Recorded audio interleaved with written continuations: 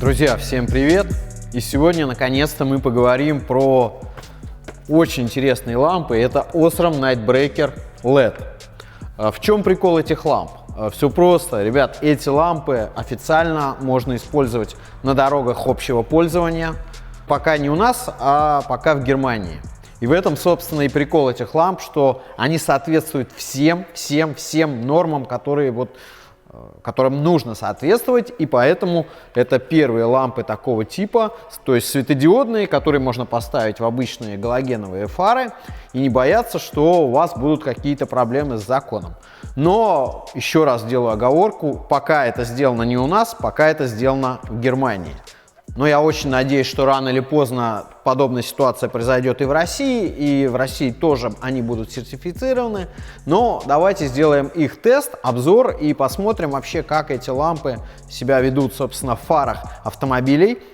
А в каких фарах они себя хорошо ведут, мы можем посмотреть, вот пройдя по ссылке на сайте Osram. Там есть специальный список автомобилей, на которых уже эти лампы были протестированы. И мы можем пройтись по этому списку, увидеть там свой автомобиль есть или нет.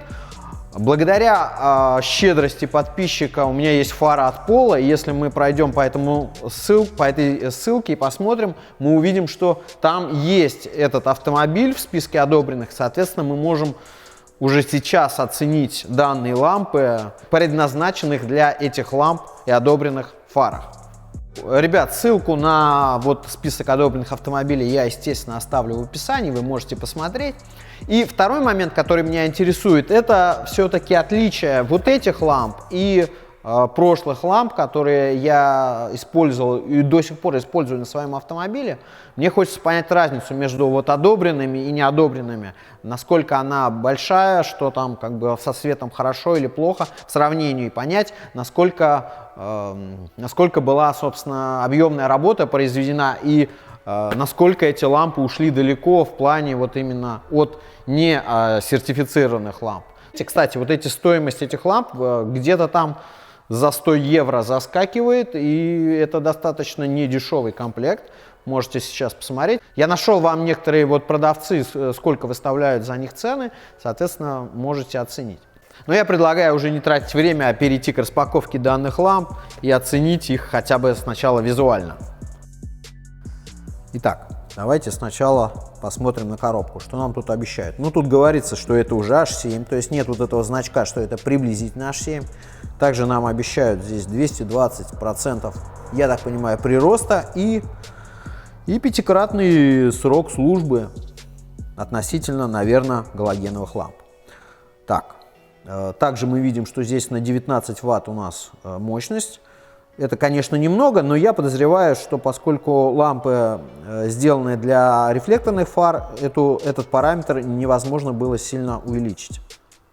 Так, что мы видим здесь?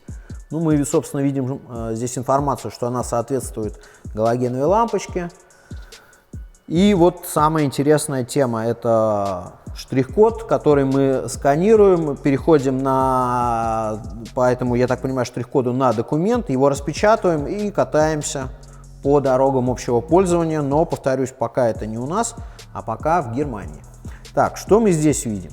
А здесь мы видим тоже интересную информацию, что у нас есть лампа, есть инструкция, и иногда нам понадобится для некоторых автомобилей ребят, контроллер, я так понимаю, обманка и специальный адаптер. Кто смотрел видос про лампу от Пола, наверное, понимает, о чем речь.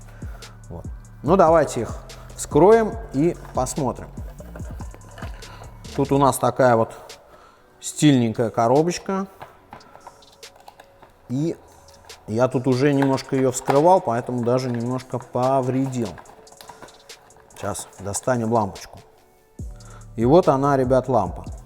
Помимо лампы здесь еще есть цветная инструкция, которая показывает и рассказывает, опять же, как распечатать, где найти, как возить с собой документы, как устанавливать лампу. Все, причем в цвете. И опять же, самое интересное, это контроллеры. Итак, ребят, первое, что я вижу и в чем отличие данных ламп сертифицированных от несертифицированных, я так вижу, это этот такой набалдашник, который выполняет роль именно торцевого колпачка. Для рефлекторных фар я понимаю, что да, наверное, эта штука нужная, и, собственно, она имеет место быть. Отсутствие драйвера – это прикольно. В 2021 году это уже действительно такой стандарт. Зачем его делать? Внешним он только усложняет установку. Ну, тут, собственно, все стандартно, уже ничем не отличается от обычных ламп. Просто цоколь. И что еще я здесь заметил, ребят, это вот то, что вот эта плата, на которой чипы стоят, она черного цвета. Ну, возможно, это будет лучше улучшать, меньше каких-то, может быть, засветок, потому что, наверное, черный цвет больше поглощает света, чем отражает. Вот. Это, собственно, все вот из каких-то отличий, что я увидел. Но, опять же, потребляемая мощность 19 Вт, это немного, но я понимаю, почему она здесь именно 19, а не 40, не 50 и не 60. Отдельно, ребят, хочу вот остановиться по поводу потребляемой мощности, что она здесь всего лишь 19 Вт. Фара все-таки, судя по списку вот тех одобренных автомобилей, она предназначена для рефлекторных фар. И кто мои видео смотрит внимательно и, так сказать, с чувством осознанности, вот, те, наверное, помнят, что я говорил, что ни в коем случае не ставьте на 50, на 60 Вт лампы, на 45 даже не ставьте в рефлекторную оптику. Я сейчас езжу с лампами на 25 Вт, это, кстати, лампы Osram, мне их вполне хватает, и я призываю вас не ставить лампы повышенной мощности в рефлектор, только для линз, там они действительно хорошо себя проявляют. Ну, я, в общем, что предлагаю? Предлагаю, наконец-то, перейти уже к наглядному, так сказать, рассмотрению этих ламп, как они светят в фаре, поэтому сейчас я ее отнесу и поставлю фару от пола, и мы с вами оценим светотеневую границу и прочие моменты, и вообще сделаем вывод о качестве ламп, специально спроектированных под рефлекторную оптику и одобренных к использованию. Итак, ребят, вот она фара. Огромное спасибо подписчику, который прям поделился и, так сказать, все для блага тестов сделал. Вот она табличка. И что мы здесь видим? Вот она 2714, вот эта информация. Ну, то есть фара действительно оригинальная. Это я хочу, чтобы вы поняли. Эта фара действительно от пола, и действительно она оригинальная. Вот там есть вот это посадочное место. И сейчас будем туда ставить лампу. И, ребят, для начала я хотел бы показать именно светотеневую границу от обычной галогенки. Вот она, Nightbreaker, топовая лампа, H7, сейчас мы ее поставим, покажу светотеневую границу, потом поставим Nightbreaker, уже светодиодный. И, наверное, третий момент, это попробуем все-таки поставить несертифицированные лампы и уже вот между ними посмотреть отличия, какие они будут ли, и, собственно, сделать уже выводы. Начинаем. Итак, здесь, ребят, я уже снял вот этот пластиковый наконечник, потому что не совсем удобно ставить светодиодные лампы. Но в изначальном состоянии, кто помнит, этот наконечник, то есть является с этой защелкой единым целым. Защелка здесь тоже уже модернизированная, про нее я делал видео, показывал, как ее можно расточить. Но, соответственно, вот ее заводской вариант. Если хотите, соответственно, его можно приобрести. Здесь даже на коробке указано, что, пожалуйста, можете приобрести уже готовый вариант. Вот она у нас установилась. Сейчас накинем на нее проводочки, и можно будет показывать, как она светит. И, собственно, ребят, мы видим, что да, светотеневая граница есть, она крайне ровная. Есть некоторые неравномерности в засветке, но в целом все хорошо, и с таким светом, безусловно, можно и даже нужно ездить.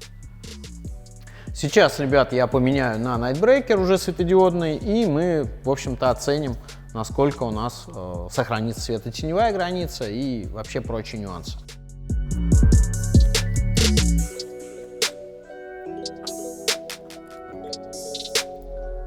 Также, ребят, хочу показать, что вот благодаря модернизации вот этот внутренний диаметр прекрасно встает в эту защелку, никаких зазоров нету, соответственно, мы ее можем поставить грамотно и без перекосов.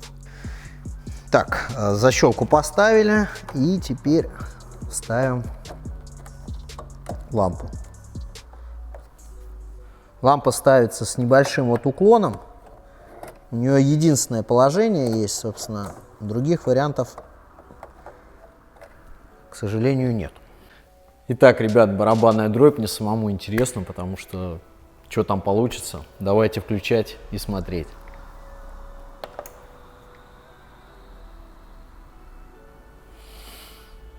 Ну что-то так себе на самом деле, ребят. Давайте, конечно, посмотрим повнимательнее, но я что-то ожидал по большей равномерности. Давайте уже смотреть. Итак, ребят, ну, СТГ поднялась, ладно, вот она стала выше, это слева. Ну, ладно, это мы сможем вот этими регулировками это все отрегулировать.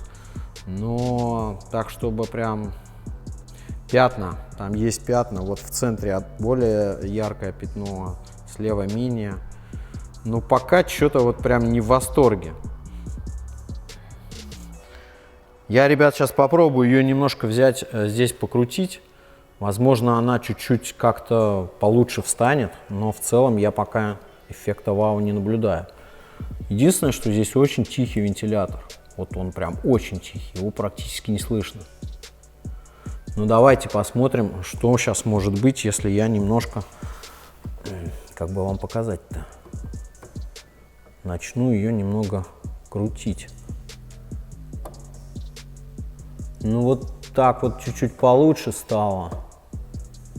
Чуть-чуть. Но пятнистость, ребята, она все равно осталась. Это, к сожалению, не линзы.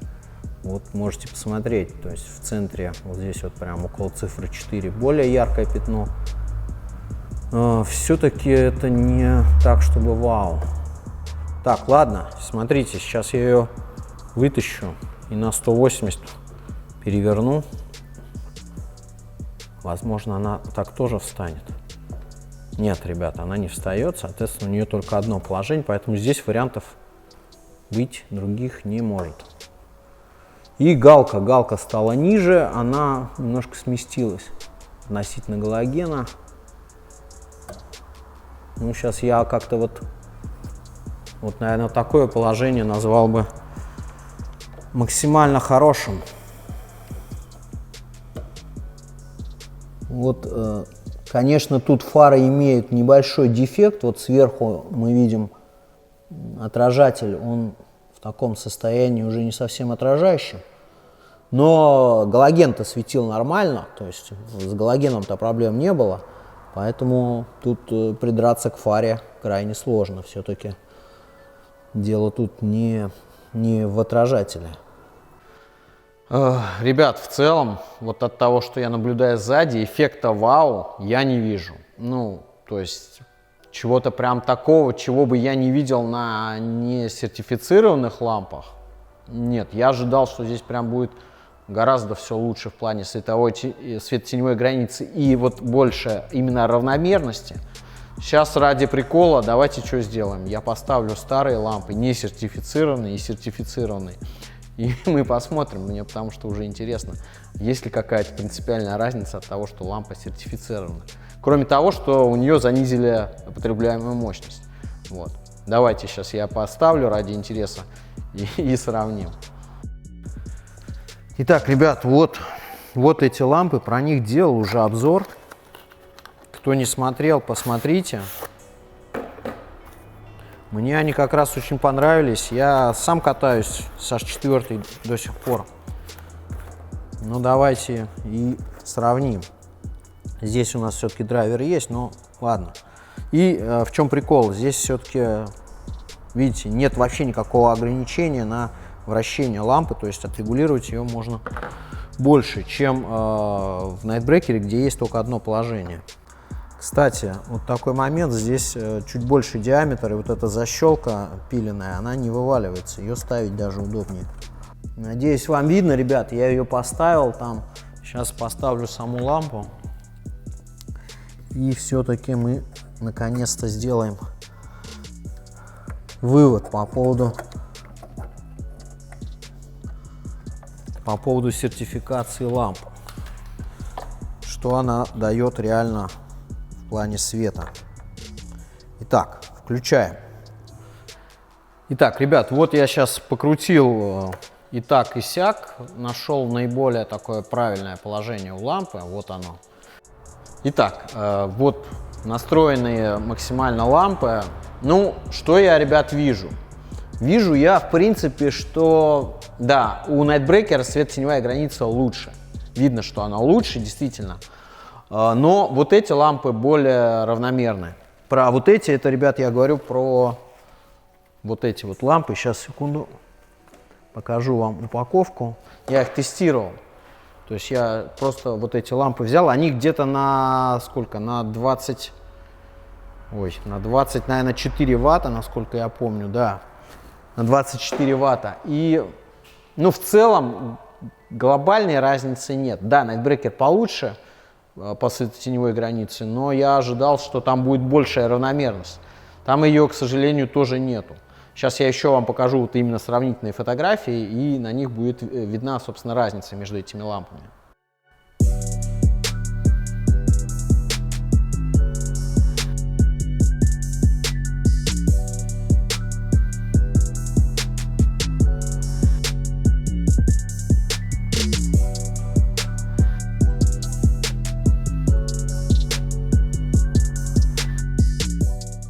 Итак, ребят, подводим итоги. Для кого эти лампы? Я сейчас посмотрел графики освещенности, посмотрел еще несколько раз видео с замерами. Для кого эти лампы? Ребят, как ни странно, эти лампы для тех, у кого нет проблем со светом, поразительно. То есть у людей нормальный свет, достаточно хорошо они видят дорогу, но просто они хотят ее видеть, дорогу, в белом свете. И вот, собственно, этот продукт как раз эту потребность и удовлетворяет. Потому что, если взять все точки, вот по замеру я посмотрел, ну там действительно, что с галогеном, что с LED-лампой, плюс-минус освещенность в целом одна. Да, у LED слева лучше, но справа хуже получается. У галогена как бы немного наоборот. Поэтому для прибавки света нет. Почему так получилось? Ну, наверное, потому что действительно надо было сделать лампу, которая полностью соответствует вот этим всем нормам. Поэтому ее мощность составила 19 ватт. И хотелось бы, ребят, вот была бы идеальная лампа, если бы вот эту лампу раскачали бы где-нибудь хотя бы до 24, тех же самых 25 ватт, как вот эти лампы, и тогда было бы, да, круто. СТГ есть, яркость была, точнее освещенность была бы дороги явно больше, и, наверное, это были бы идеальные лампы. Но я, скорее всего, предполагаю, это не сделано потому, чтобы она банально не проходила по неким нормам. И поэтому эта лампа не была такой сделана. Вот. Касаемо этих ламп, да, они там стоят в 2,5 раза дешевле, чем вот эти, но между ними все-таки разница есть. Повторюсь, СТГ лучше на Nightbreaker, но ставить его я вам вот банально не порекомендую, потому что там прибавки глобальной нет. Какой вывод? Вывод в том, что дорогие лампы, наверное, нет смысла покупать. Я не посоветую лампы там 100-140 евро. Это, ну, достаточно большая сумма. За эти деньги, ребят, надо ставить линзы. Линзы дадут вам и увеличение освещенности, причем в разы, а иногда даже чуть ли не в десятки раз. И нормальную светотеневую границу, то есть отличное у вас будет комфортное вождение, вы не будете никого там слепить встречных. У вас будет идеально и равномерная заливка дороги, поэтому вот дорогие лампы, видимо, это уже не вариант, потому что линзы, они начинают по цене конкурировать с линзами, а линзы всем лучше, чем лампы, кроме простоты установки. Поэтому напишите, кстати, в комментариях свой вариант, какой вы все-таки вариант бы предпочли. Светодиодные линзы, вот максимально приспособленные, но не яркие лампы, либо, возможно, вообще галогеновые лампы, либо что-то среднее, как вот этот вариант, не совсем сертифицированный, ну, не сертифицированный, безусловно. но некий такой промежуточный вариант между галогеновыми лампами и сертифицированными уже лампами, ну, в Германии. Вот. Очень будет мне интересно услышать ваши варианты и, собственно, с удовольствием их прочитаю. Ладно, ребят, надеюсь, по Nightbreaker вы поняли, что все-таки я не в восторге от этих ламп и, честно говоря, посоветовать их вам не могу. Все, на этом все, ребят. Если информация была полезна, ставьте лайк. Если была бесполезна, вы не узнали ничего нового, ну ничего страшного, ставьте дизлайк. Ну а с вами был, как всегда, Андрей Финашин, и до новых видео.